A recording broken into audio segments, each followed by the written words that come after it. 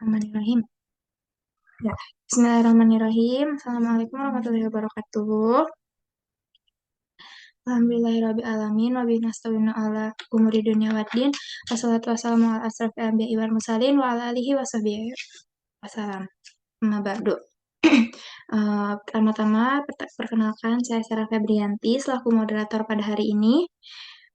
Kita dari kelompok 7 akan membawakan presentasi mengenai Filipina pada mata kuliah Sejarah Kawasan Dunia Islam yang pertama, yang diampu oleh yang saya hormati Dr. Asep Ahmad Hidayat, MAG, dan Pak Firman Maulana Nur, MSI. Langsung saja ya mungkin untuk mempersingkat waktu.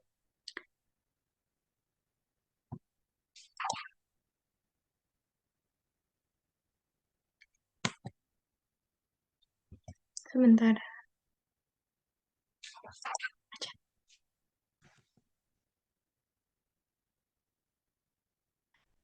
Oke, maaf tadi macet ya ininya loading. Oke, untuk tim kita kali ini tuh ada eh, saya sendiri, Sarah Febrianti, kemudian ada Tiara Putri Maharani, ada Fevi Marlena, dan yang terakhir ada Winarti Dwi Putri. Nah, untuk tim sendiri ini tuh nanti yang akan memandu jalannya presentasi ya. Jadi untuk giliran selanjutnya maka ini udah tertata gitu. Nah, yang selanjutnya itu mengenai agenda yang akan kita bahas pada hari ini. Agenda yang akan kita bahas pada hari ini itu yang pertama ada mengenai letak geografis kesultanan, letak geografis, yang kedua ada mengenai kesultanan, ketiga mengenai Islam di Luzon, keempat itu mengenai kolonialisme Spanyol di Filipina, keenam itu mengenai bangsa Moro, kemudian ada mengenai kemerdekaan bangsa Moro sehingga terciptanya negara baru. Terus yang kelima itu ada mengenai kemerdekaannya, dan yang keenam itu kedelapan itu ada Tripoli dan NIF sebagai perjanjian damai yang ada.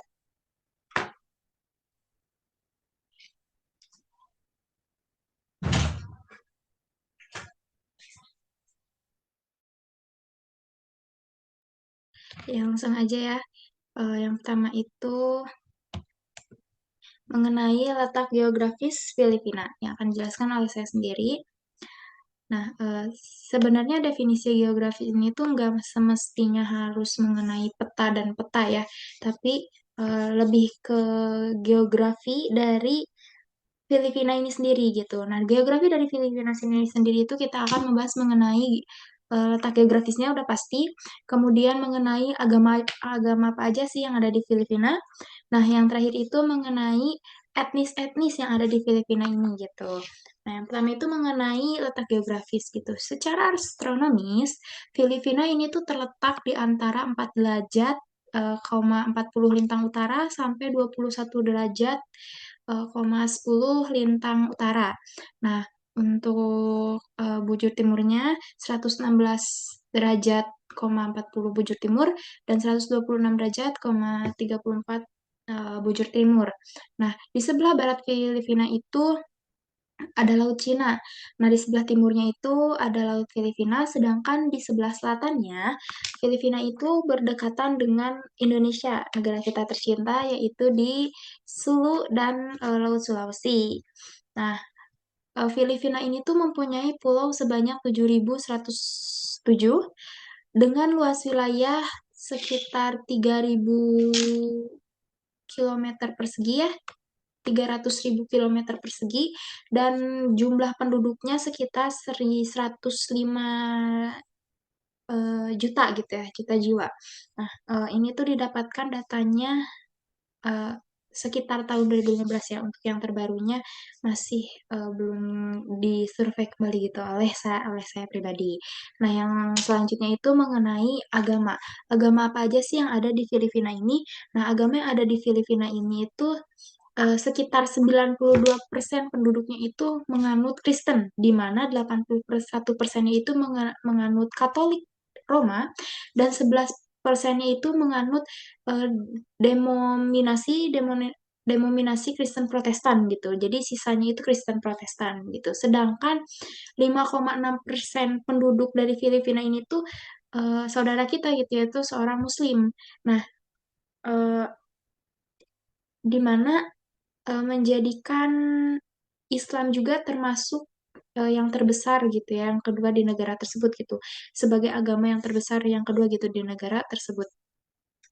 Namun ada komisi Muslim di Filipina yang mempersengketakan dan mengklaim bahwa yang sebenarnya ini kalau jumlah eh, Muslim di Filipina itu tuh sekitar 11% gitu dari total populasi yang ada gitu. Sedangkan agama-agama yang ada di Filipina itu agama tradisionalnya itu masih sekitar 2% dan agama Buddha, Hindu dan Konghucunya itu sekitar sama ya 2%.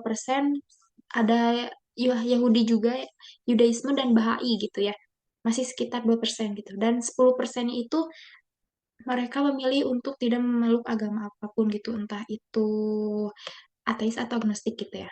Nah, kemudian ada apa aja sih suku-suku yang ada di Filipina gitu, etnis yang ada di Filipina? Pertama itu tuh ada mengenai etnis India gitu, yaitu keturunan asli dari Austronesia gitu kan. Nah, Austronesia ini tuh kan melakukan pelayaran gitu ya.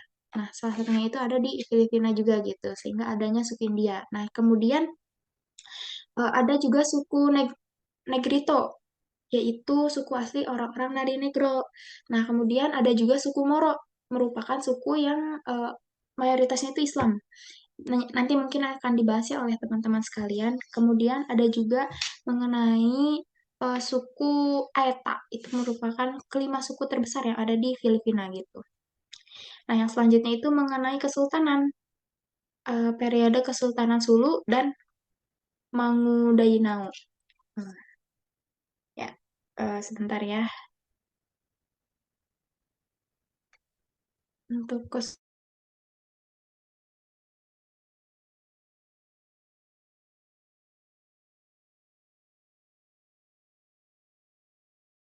Kesultanan Sulu merupakan kesultanan pemerintah Muslim yang ada di Filipina, tepatnya ada di sekitar Laut Sulu gitu, yang didirikan pada tahun 1450 Masehi, di mana pada zaman itu tuh mereka sedang sangat gemilang gitu di eh, wilayah Filipina, terutama di wilayah Mindanao dan di bagian timur di negeri Sabah. Nah, kalau sekarang itu Sabah bisa dibilang Kalimantan Utara gitu ya. Nah, kemudian Kesultanan Sulu juga didirikan pada tanggal 17 November oleh seorang penjelajah kelahiran dari Johor bernama Ulama Syariful Hashim gitu. Nah, Paduka Mahasari Maulana Al Sultan Syariful Hashim ini tuh menjadi nama lengkap dari pemerintahan Sulu gitu. Kemudian eh, setelah perkawinan Abu Bakar dan Dayang Putri, tempat Pramisuli, Pramisuli, eh, dia tuh mulai membangun kesultanan gitu. Dan kesultanan ini tuh memperoleh kemerdekaannya dari Kekaisaran Brunei karena waktu itu tuh masih di bawah Kekaisaran Brunei gitu ya. Dari Kekaisaran Brunei itu pada tahun 1578 gitu. Kemudian ada mengenai Kesultanan eh, Magui Maguindano gitu ya. Nah, untuk Kesultanan Maguindano ini tuh cukup singkat. Mereka mendeskripsikan gitu ya. Kesultanan Maguindano itu tuh pemerintahan Melayu Islam yang ada di Filipina, tepatnya di Pulau Mindanao. Nah, pengaruh dari kesultanan ini tuh berkembangnya semenanjung Zamboanga ke Teluk Sarangani gitu. Pada masa keemasannya, kesultanan ini merupakan memerintah seluruh Mindanao gitu, atau pulau-pulau terdekat yang ada di dekat mereka gitu. Nanti mungkin kesultanan ini juga bersambung juga ya, mungkin sama suku-suku Moro gitu yang nanti akan kita bahas. Oke, mungkin sekian kalau penyampaian mengenai Kesultanan dan tadi wilayah geografisnya. Yang selanjutnya mungkin akan disampaikan mengenai Islam Luzon dan kolonialisme Filipina yang ada di kolonialisme Spanyol yang ada di Filipina oleh Teh Tiara Putri. Kepada Teh Tiara Putri dipersilahkan.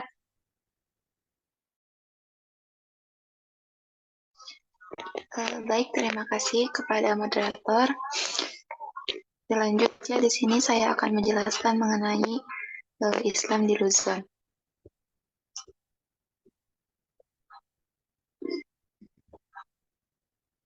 Islam di Luzon atau periode pada zaman Raja Sulaiman.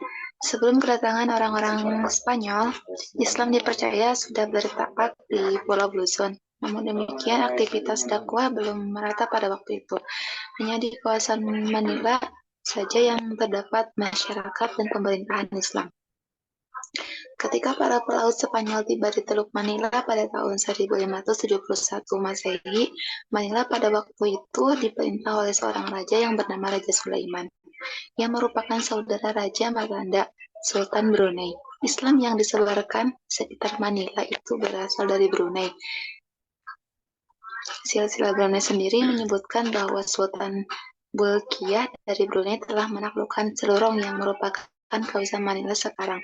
Namun dakwah di wilayah tersebut berhenti setelah tentara Spanyol di bawah pimpinan Legazpi menawan Raja Sulaiman pada tahun 1571 Masehi. Meskipun Manila merupakan kawasan Islam sebelum dikuasai oleh bangsa Spanyol, namun diduga di wilayah tersebut pemeluk agama Islam masih sedikit. Mayoritas dari penduduk Manila pada waktu itu masih banyak yang menganut kepercayaan dinamisme dan animisme. Mereka mempercayai akan kekuatan benda-benda dan roh orang yang sudah mati. Dalam perkembangan selanjutnya, usaha-usaha yang dilakukan para pendakwah Islam untuk mengislamkan wilayah Luzon mendapat saingan yang ketat dari pihak misionaris Kristen Katolik asal Spanyol. Namun, meskipun pihak Spanyol begitu gencar mengkristenkan orang-orang Filipina, Islam tetap bertahan di wilayah selatan Filipina, yaitu di wilayah Mindanao dan Sulu. Islam yang disebarkan di Kepulauan Filipina ini disebarkan oleh Karim Al-Makdum, Syekh Abu Bakar Muhammad, kebangsaan dan pendakwah yang datang langsung dari negeri-negeri Arab. Riwayat keturunan keluarga yang dinamakan tarsila atau silsilah itu dilakukan dengan catatan yang singkat dan pendek, berisi tentang peristiwa atau kejadian-kejadian seputar kerajaan Islam dan Islam di Kepulauan Filipina. Ini merupakan langkah awal penulisan silsilah keturunan orang-orang Moro.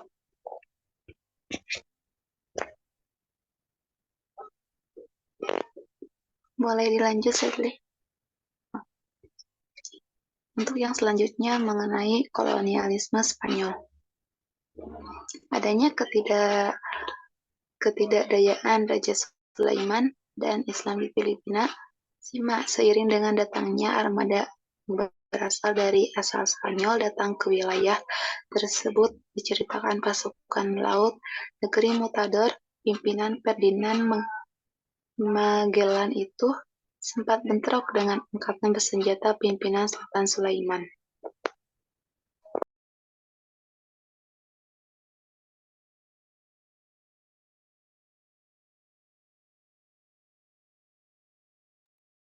Penjelasan kolonialisme Spanyolnya udah sampai situ?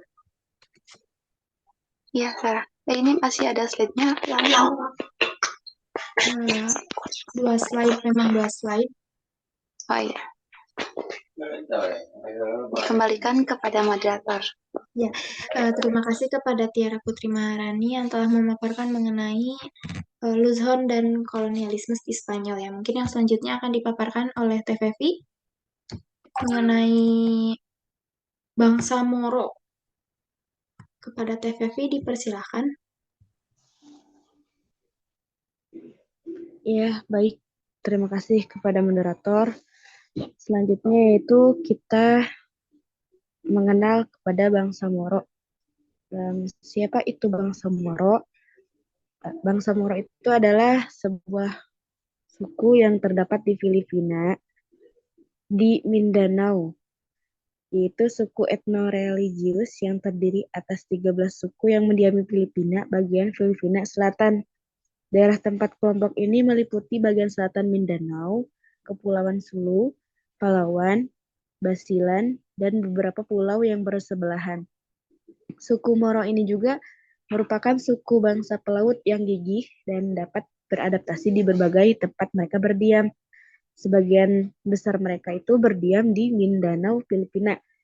Muslim di Filipina itu terdiri atas 13 kelompok, yang diantaranya ada Iranun, Mangindanaon, Maranao, Tausug, Sama, Yakan, Jamak Mafun, Kaagan, Kalibugan, Sangil, Molbog, Palawani, dan Batjau.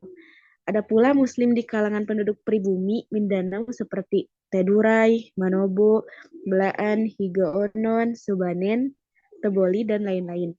Selain itu juga penduduk Muslim dapat ditemukan di Luzon maupun di Visayas yang tadi sudah dipaparkan, namun tidak dalam jumlah yang signifikan. Muslim yang mendiami Mindanao itu disebut bangsa Moro. Salah Juber juga dalam bukunya itu yang berjudul Bangsa Moro menyebutkan bahwa istilah Moro itu memiliki arti yang sama dengan bangsa dalam bahasa Indonesia, yaitu istilah yang berasal dari penjajah Spanyol, sama halnya dengan sebutan etnis lain dari Filipina seperti Indio dan Filipino. Kata Moro sendiri ini juga diadopsi dari bangsa Maori atau Mauritania di Afrika yang kemudian juga dikenakan kepada bangsa Berbers di Afrika Utara dan juga kepada kaum muslimin yang datang dan menaklukkan Spanyol berabad-abad silam.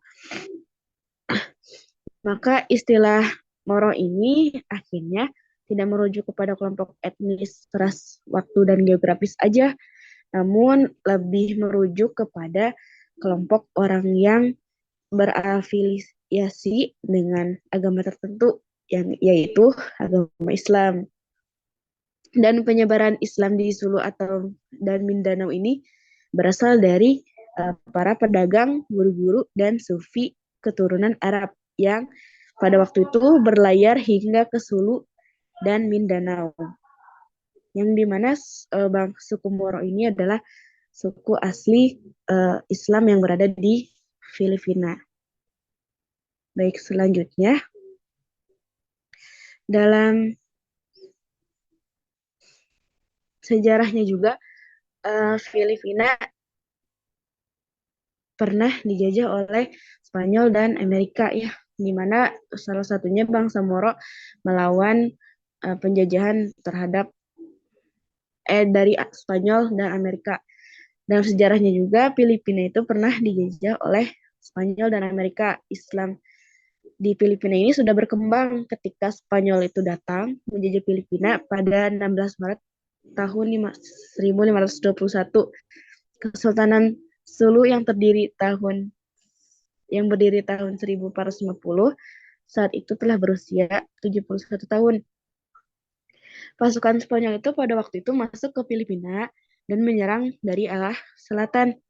Akibatnya, Kesultanan Manila jatuh ke tangan Spanyol pada tahun 1570, sedangkan kesultanan muslim lainnya di Mindanao dan Sulu dapat mempertahankan wilayahnya. Muslim di Mindanao dan Sulu itu berbeda-beda dengan wilayah utara yang mudah ditaklukkan tanpa perlawanan. Karena pada saat itu selama masa kolonial, Spanyol itu menerapkan politik pecah belah dan dikuasai terhadap orang-orang Islam gitu. Yang bisa disebut dengan misi suci kristenisasi. Bahkan orang-orang Islam juga distigmatisasi yang artinya sebagai mor atau moro, yang itu yaitu artinya orang yang buta huruf, jahat, tidak bertuhan, dan tukang bunuh. Sejak itulah julukan Moro itu melekat pada orang-orang Islam yang mendiami kawasan Filipina Selatan tersebut. Dan pada tahun 1578 juga terjadi perang besar yang melibatkan orang Filipina sendiri. Penduduk pribumi wilayah utara yang telah dikristenkan oleh Spanyol itu Kemudian diadu domba dan disuruh berperang melawan orang-orang Islam di selatan, sehingga perperangan antar orang Filipina sendiri dengan mengatasnamakan misi suci. Dari sinilah kemudian timbul kebencian dan rasa curiga orang-orang Kristen Filipina terhadap bangsa Moro yang Islam hingga sekarang. Selanjutnya, lalu ada masa imperialisme di Amerika Serikat.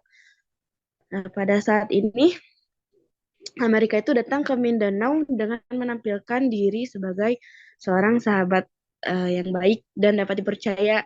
Karena ini tuh dapat dibuktikan em, ketika itu ditandatangani oleh Traktat Bats yang menjanjikan kebebasan beragama, kebebasan mengungkapkan pendapat, kebebasan mendapatkan pendidikan bagi bangsa Moro.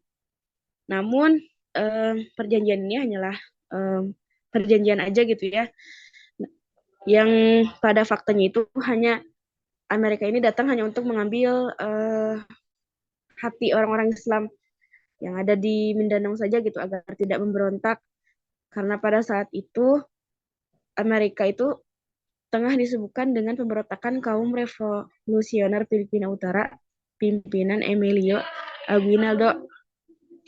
Dan pada saat itu juga pada dasarnya kebijakan ini lebih disebabkan keinginan Amerika memasukkan kaum muslimin ke dalam arus utama masyarakat Filipina di utara dan mengasimilasi kaum muslim ke dalam tradisi dan kebiasaan orang-orang Kristen.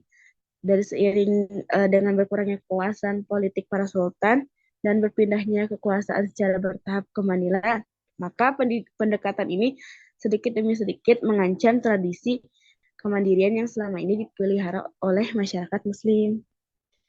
Baik, sekian pemaparan materi dari saya. Saya kembalikan kepada moderator. Ya, terima kasih kepada TVV yang sudah memaparkan mengenai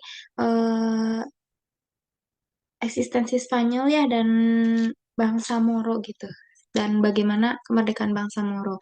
Mungkin yang selanjutnya itu akan dijelaskan eh, oleh Teh Winarti ya mengenai usaha-usaha damai yaitu Perjanjian Tripoli dan usaha damai dan perpecahan NIF.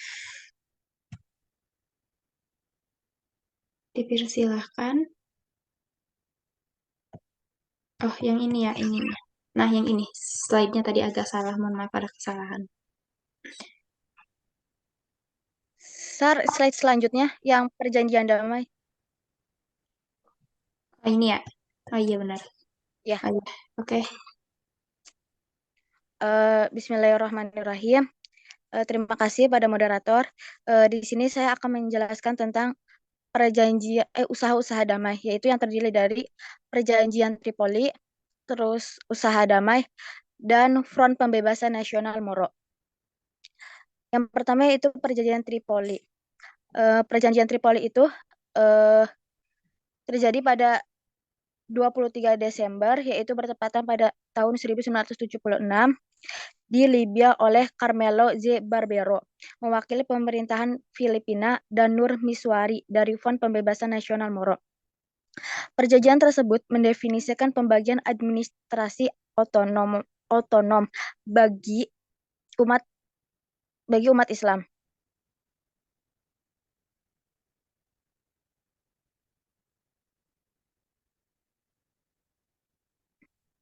Di Filipina Selatan, pembentukan pemerintahan otonom atau sistem peradilan untuk hukum syariah dan pasukan keamanan khusus dan kepatuhan terhadap gencatan senjata.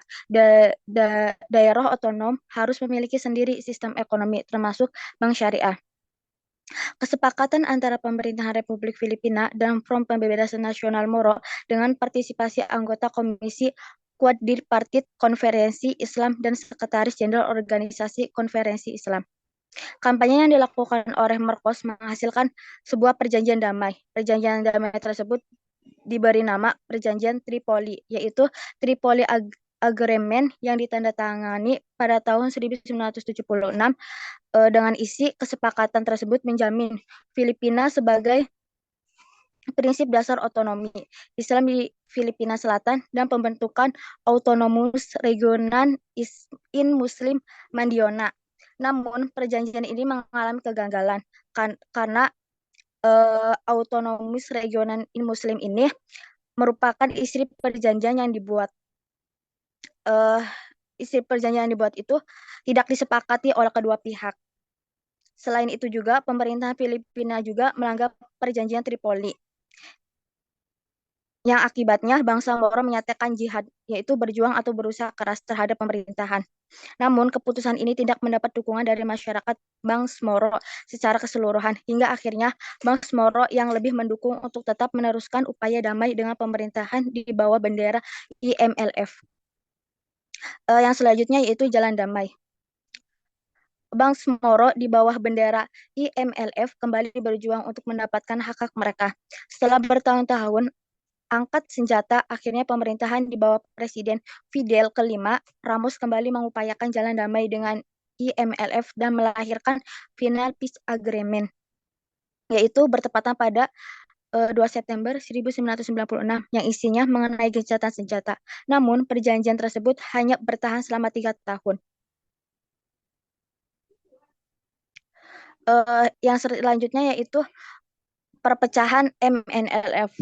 Milisi Front Pembebasan Nasional Moro, kelompok separatis yang berpusat di selatan Filipina, menyerang pasukan pemerintahan di Jamawang, Mindonia, Filipina Selatan, awal September lalu.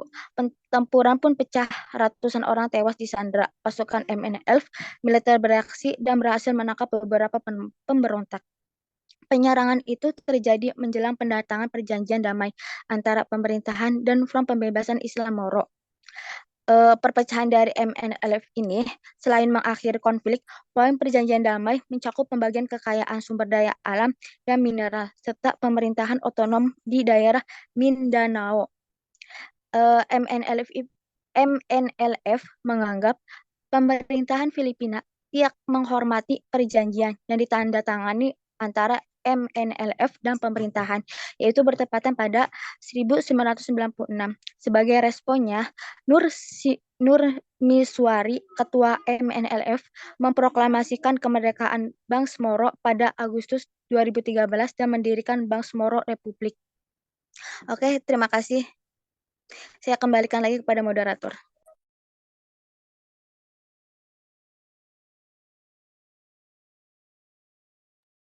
Terima kasih kepada Teh Winarti yang telah memaparkan penjelasannya dan kepada teman-teman juga yang telah memaparkan penjelasannya.